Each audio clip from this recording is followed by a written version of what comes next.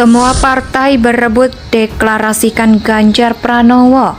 Ganjar Pranowo bersedia dicalonkan jadi Capres 2024. Pak Ganjar, pertanyaan terakhir. Jadi kapan dideklarasikan sebagai calon presiden? Ya, yang mendeklarasikan adalah partai-partai itu. Saya tidak tahu apakah partai cukup percaya dengan saya. Tapi Pak Ganjar siap?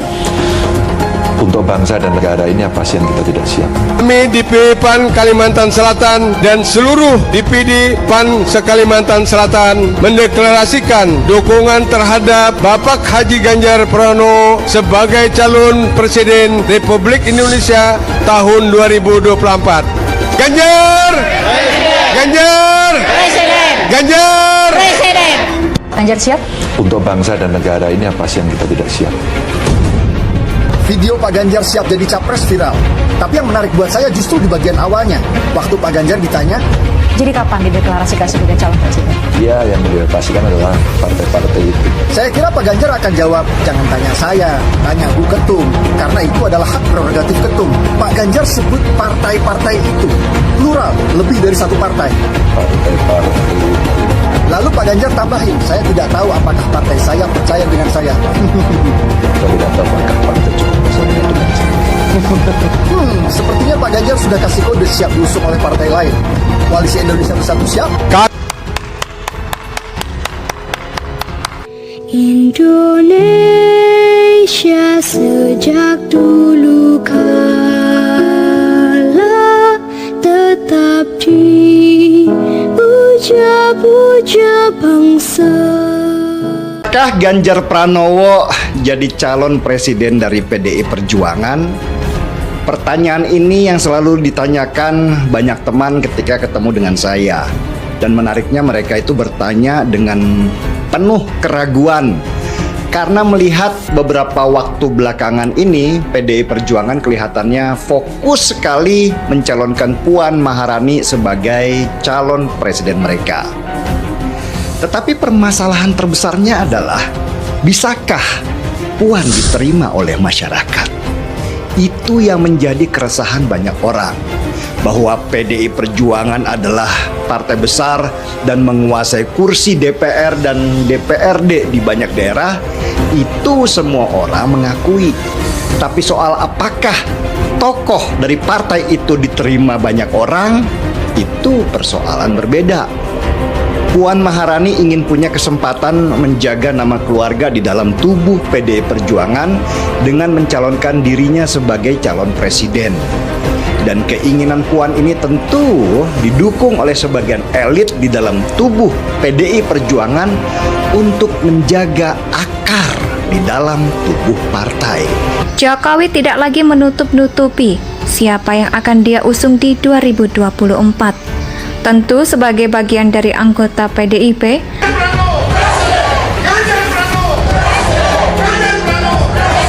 Sebaiknya PAN di NTT segera mengusung calon presiden Ganjar Pranowo. Maka dari itu kami masyarakat desa se-Indonesia mendukung Ganjar Pranowo sebagai Presiden Republik Indonesia 2024-2029.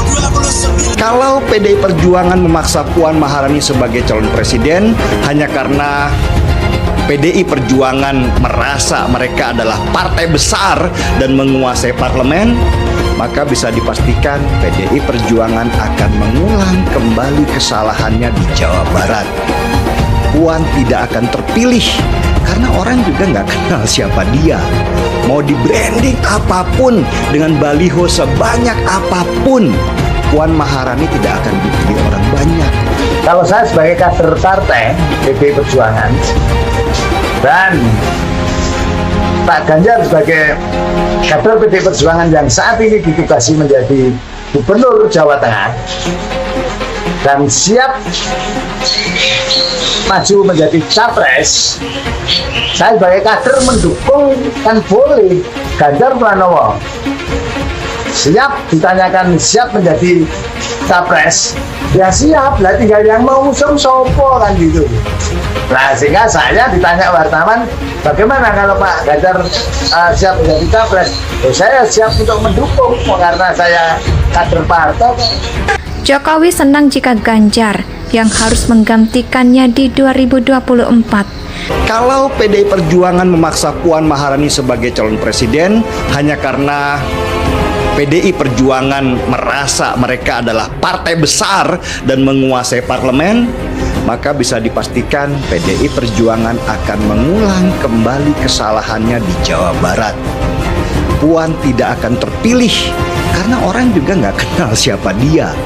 Mau di branding apapun dengan baliho sebanyak apapun, Puan Maharani tidak akan dipilih orang banyak. Kita ambil saja contoh yang terjadi di Pilgub Jawa Barat tahun 2018 misalnya. Pada waktu itu situasinya mirip seperti sekarang. PDI Perjuangan adalah satu-satunya partai yang bisa mencalonkan calon gubernur tanpa harus berkoalisi dengan partai lain.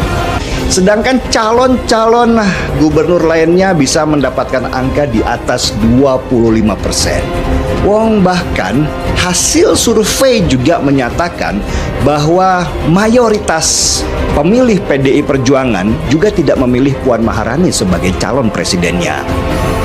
Karena itulah saya yakin pada akhirnya apa yang terjadi di 2024 nanti akan sama dengan apa yang terjadi di 2014 dulu, di mana Bu Mega akhirnya mengalah dan dengan besar hati mengambil Jokowi sebagai calon presiden PDI Perjuangan. Gerindra akan sulit mencalonkan seseorang sebagai calon presidennya selain Prabowo Subianto, karena Prabowo adalah magnet penyatu kader partai yang nggak bisa disingkirkan begitu saja. Jika dibandingkan dengan Anies Baswedan, tentulah sangat jauh, seperti bumi dan langit. Dan majulah PDI Perjuangan dengan PD-nya karena merasa partainya besar, menguasai parlemen, sehingga mereka nggak butuh sosok lain di luar PDI Perjuangan yang dikenal orang sebagai motornya. Apa yang bisa dipelajari dari Pilgub DKI 2018 itu seharusnya menjadi warning buat PDI Perjuangan bahwa nama besar partai dan penguasaan kursi di parlemen saja tidak cukup untuk jadi pemenang pemilihan presiden, karena orang pasti akan condong memilih sosok sekarang. Dan apa hasil akhirnya? Dari 4 kandidat calon gubernur, ternyata calon dari PDI Perjuangan yang mendapatkan hasil paling sedikit, cuman 12% saja. Tapi akan lebih sakit lagi kalau dia keras kepala dan hasil akhirnya adalah Prabowo Subianto jadi presiden dan PDI Perjuangan tidak pernah menjadi partai penguasa. Saya yakin PDI Perjuangan nantinya akan menunjuk Ganjar Pranowo sebagai calon presiden mereka. Kalau enggak, Surya Paloh dan Nasdemnya bisa jadi partai besar dan Anies Baswedan menjadi presiden. PDI Perjuangan akan kembali menjadi partai oposisi lagi dan ini tentu tidak diinginkan oleh para kader partai. Begitu juga dengan PDI Perjuangan. Maka dari itu sebenarnya ketika Megawati akhirnya memilih Jokowi sebagai calon presiden dulu dan bukan dirinya, itu tentu dengan pandangan yang lebih luas dan kemampuan menahan diri yang sangat tinggi. Pada saatnya nanti PDI Perjuangan akan mencalonkan nama Ganjar Pranowo karena biar bagaimanapun kemenangan itu manis dan kekalahan itu pahit rasanya. Dan selama 10 tahun PDI Perjuangan sudah merasakan manisnya kekuasaan, masa mereka sekarang mau kehilangan? Tentu itu keputusan akhir yang sangat menyakitkan hati Bu Mega. Indonesia tanah air